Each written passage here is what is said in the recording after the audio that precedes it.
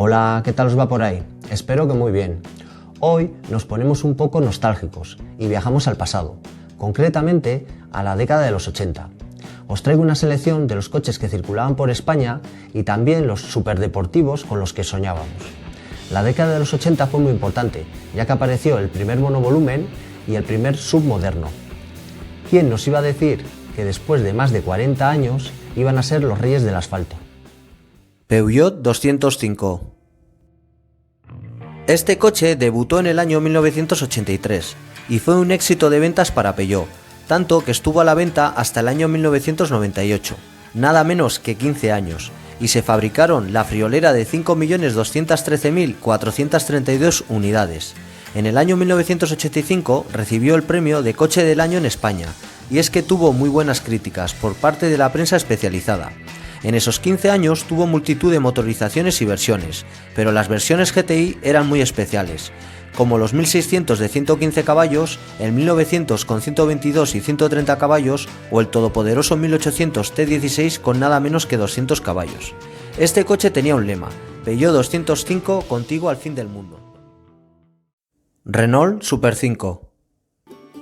Se fabricó desde los años 1984 hasta 1996 en sus fábricas de Francia, Bélgica, España, Portugal, Venezuela y Eslovaquia, con un total de 3.436.650 unidades. Hubo 22 versiones, así como más de 35 ediciones limitadas.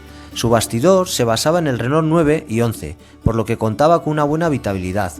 Era de tracción delantera y sus motores en posición transversal de gasolina tenían potencias de 48, 64, 72 y 90 caballos.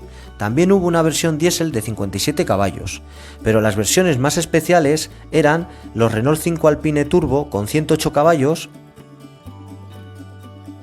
el Copa Turbo GT con 115 caballos, el Renault 5 Turbo 1 y 2 con 160 caballos con los que conseguía un 0 a 100 de 6,4 segundos, y en 1985 apareció el más bruto, el Renault 5 Maxi Turbo con 350 caballos y tracción trasera, un auténtico deportivo. Renault 9 y Renault 11. El R9 era un sedán de 4 puertas que fue lanzado en 1981. Y el Renault 11 con carrocería hatchback con 3 y 5 puertas se empezó a vender en 1983. El primero fue coche del año en Europa en 1982. Los R9 y R11 son modelos muy importantes para Renault, ya que inauguraban una nueva base técnica que se utilizó en muchos modelos de la marca. Son los primeros en montar motor Renault en posición transversal. En España el R9 se fabricó en la factoría de Palencia, y se fabricaron 245.549 unidades, de las que 194.628 se vendieron en España durante los 8 años que estuvo a la venta. También se fabricaron y vendieron en Argentina, Colombia, México y Turquía, siendo un éxito de ventas en todos ellos. Los motores que utilizaba era un 1400 de 60 o 72 caballos, un 1700 de 90 y con turbo con 105 caballos, y más tarde incorporaron un nuevo motor 1400 turbo con 115 caballos. En diésel solo había un motor, el 1600 de 54 caballos. Ford Escort MK3. Se fabricó desde el año 1980 hasta 1985. Esta generación utilizó tracción delantera y motor transversal, siendo el segundo Ford en utilizar este sistema, por detrás del Ford Fiesta que se presentó en 1976. Se fabricaron en Alemania, Reino Unido, España y Brasil. Hubo carrocerías de 3 puertas, 5 puertas, familiar, cabrio y tipo furgoneta.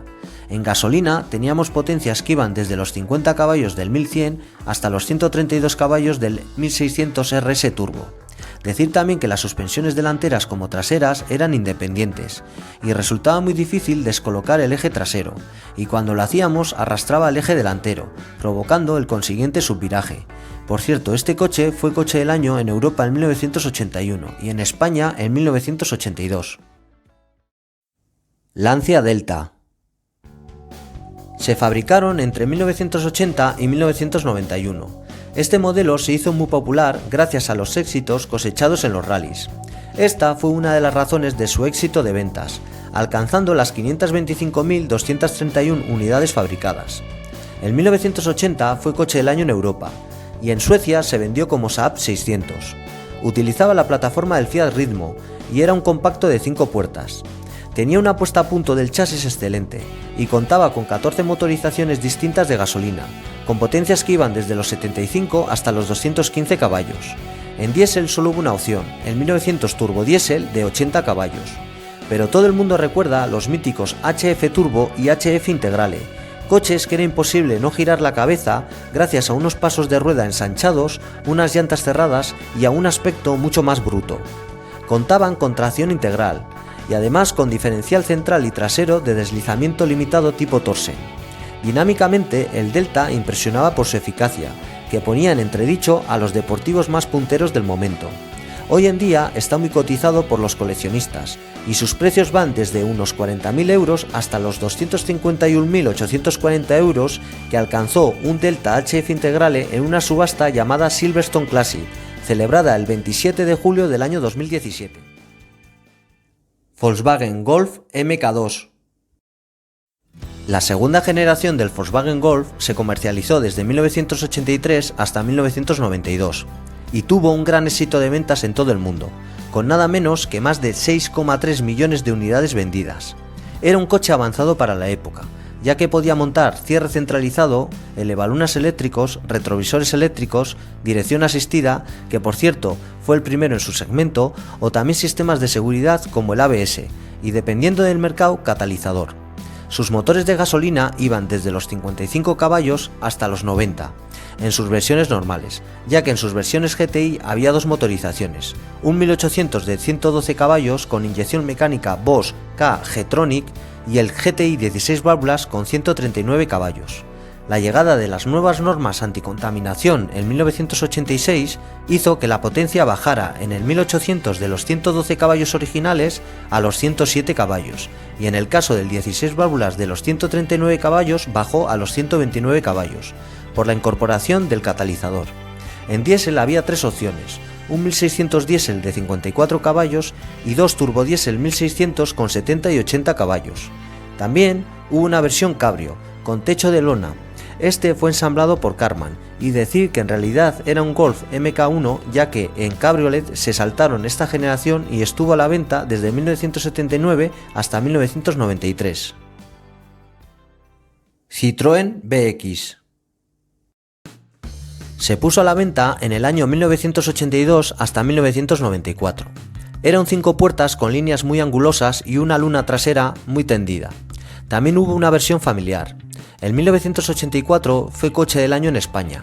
Se fabricaron en los 12 años que estuvo a la venta 2.315.739 unidades. En gasolina las potencias iban desde los 60 caballos del bloque 1400 hasta los 160 caballos del 1900 que llevaba apellido GTI, con culata de 16 válvulas. En diésel hubo tres versiones, el 1700 diésel con 60 caballos, el 1700 turbo diésel, el mismo que el anterior pero con turbo y con intercooler, y el 1900 diésel con 65 y 71 caballos. Este fue un motor indestructible, montado en innumerables modelos de PSA hasta no hace muchos años. También hubo una versión 4x4. Una peculiaridad de este coche era el esquema de suspensiones, que eran hidroneumáticas y proporcionaban un alto confort. Se podía subir o bajar la carrocería a voluntad y tenía 4 modos de funcionamiento: parking, normal, uso especial para carreteras en mal estado y cambio de rueda. Este tipo de suspensiones arrastraron mala fama, pero en realidad no es por averías, sino por mantenimiento, y fue por culpa de sus antecesores Citroën CX y GS. Ford Sierra.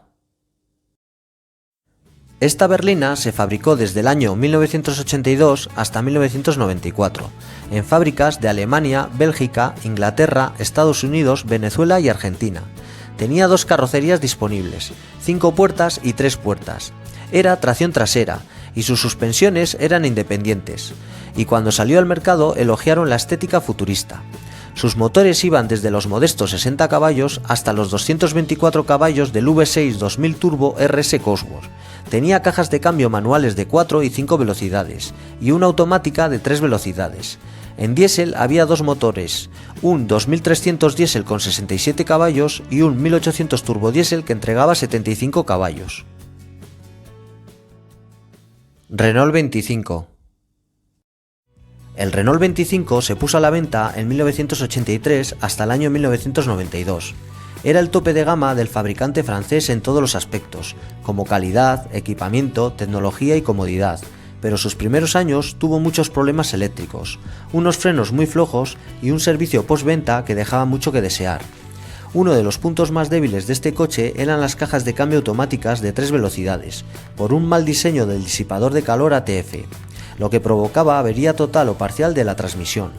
Renault intentó solucionarlo cambiando el disipador por uno de mejor calidad, pero no sirvió de nada por la mala posición de este, que no tenía muy buena refrigeración, y por eso hoy en día casi no hay modelos automáticos en buenas condiciones.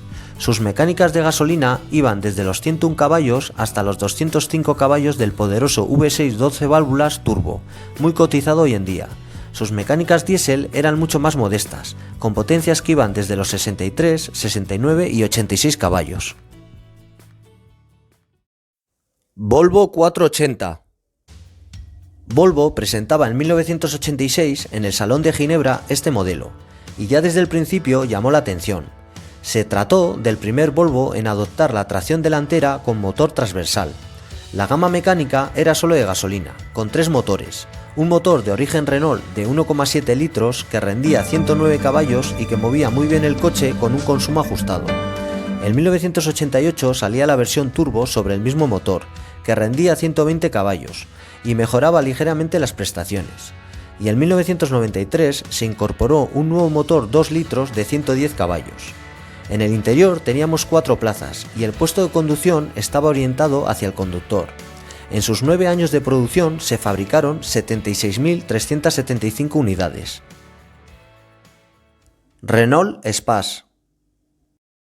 Se puso a la venta en 1984, pero su historia empieza antes, ya que la idea de un vehículo con 3 filas de asientos vino de la mano de Matra Motors 2 años antes.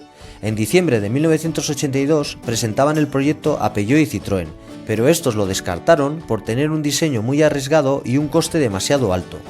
Así que llamaron a las puertas de Renault y presentaron el proyecto, a los que les encantó. Tenía una carrocería completamente de fibra de vidrio. Como anécdota deciros que en el primer mes de ventas solo entregaron 9 unidades y se puso en entredicho la viabilidad del proyecto. Tuvieron que pasar 2 años hasta que se rentabilizó la inversión. Hubo 3 motores, 2 de gasolina y serían un 2 litros con potencias de 101, 110 y 120 caballos, un 2200 con 110 caballos y en diésel un 2100 turbodiesel con 88 caballos. Se vendieron casi 200.000 unidades en sus 7 años de vida. Jeep Cherokee. Se lanzó al mercado en 1984, hasta el año 2001, nada menos que 17 años, pero ya con carrocería monocasco, no como su antecesor que tenía un chasis de largueros. Estaba disponible en 3 y 5 puertas. Sus motores de gasolina eran de 4 cilindros en línea de 2,5 litros con potencias de 105 y 125 caballos, y un 6 cilindros en línea de 4 litros con 197 caballos. En diésel teníamos un motor fabricado por VM Motori con 2,5 litros y 116 caballos, y un 2,1 litros de origen Renault. El primero dio problemas graves de calentamiento, porque era un motor derivado de un barco y estos no giran a muchas revoluciones por minuto, con lo cual al final de llevarlo a regímenes muy altos por autopista, mucho tiempo terminaban teniendo problemas de culatines. Superdeportivos. BMW M3 E30. El BMW M3 se comercializó en el año 1986. Tenía un motor de 4 cilindros y 2,3 litros de cilindrada, con 200 caballos, en vez de un 6 cilindros, y esto fue porque querían ahorrar el máximo peso posible y de ahí que solo pesara 1.200 kilos. Para poder participar en el Grupo A debían construir 5.000 unidades, pero al final construyeron 18.000 unidades hasta 1991. La velocidad máxima era de 235 km/h y el 0 a 100 lo hacía en 6,7 segundos, con un par máximo de 240 Nm. Hubo varias evoluciones que subieron la potencia hasta los 238 caballos de Evo 3. También hubo versiones cabrio. Hoy en día es objeto de culto entre los aficionados, con precios desorbitados en el mercado de segunda mano, empezando en torno a los 45.000 euros y llegando a los 120.000. Ferrari Testarossa. El Ferrari Testarossa es uno de los vehículos míticos que todos nos acordamos de series como Magnum P.I. o Corrupción en Miami. Fue producido por el fabricante italiano entre los años 1984 hasta 1996, con solo 7.177 unidades producidas. Contaba con un motor central trasero de 12 cilindros en V y 4,9 litros de cilindrada, lo que le otorgaba nada menos que 390 caballos y una velocidad máxima de 290 km/h. Este modelo es muy valorado por los fanáticos de la marca, y los precios en el mercado de segunda mano parten desde los 80.000 euros. Ferrari F40. Este superdeportivo se comercializó en 1987, con motivo del 40 aniversario de la marca del cabalino rampante. Dicen que Enzo Ferrari estaba muy enfadado, porque sus bólidos de competición eran superados una y otra vez por sus rivales, y propuso a Nicola Materassi crear el superdeportivo más rápido del momento. Y dicho y hecho, el 21 de julio de 1987 lo presentaban, siendo el primer automóvil de producción en superar los 320 km/h. Contaba con un motor V8 biturbo con 478 caballos, dispuesto en posición central trasera con una cilindrada de 2.936 cm3. El 0 a 100 lo hacía en 4,1 segundos, con una velocidad máxima de 324 km/h. En un principio se iban a fabricar 400 unidades, pero la lista de pedidos superaba todas las expectativas y fabricaron un total de 1.311 unidades. El precio en el mercado de segunda mano es astronómico y no lo he visto más barato de 950.000 euros, llegando hasta 1.800.000. Porsche 959. Este superdeportivo se puso a la venta en 1985.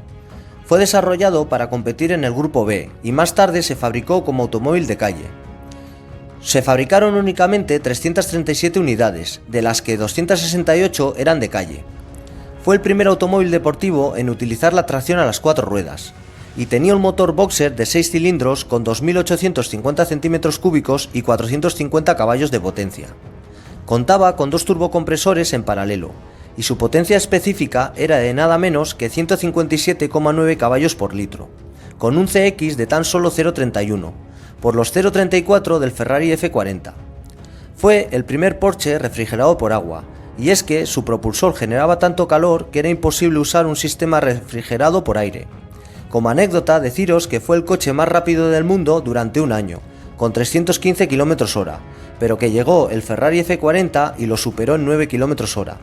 El precio de este superdeportivo de segunda mano es complicado de saber, ya que no existe en las páginas conocidas, y solo he podido localizar uno en Estados Unidos por el cual pidió 1,2 millones de dólares en el año 2018.